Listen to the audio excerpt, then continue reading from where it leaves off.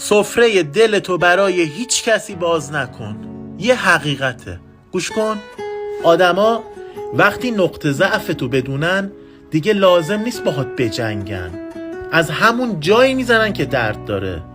دنیا پر آدماییه که لبخند میزنن اما پشت اون لبخند دنبال یه فرصت میگردن، یه لغزش کوچیک، یه راز کوچیک تا بزننت زمین. یاد بگیر دلتو محکم ببندی. یاد بگیر همه سزاوار شنیدن دردات نیستن. گاهی باید قوی به نظر بیای، نه چون قوی هستی، نه چون فهمیدی اعتماد بیجا گرونترین اشتباه آدمه.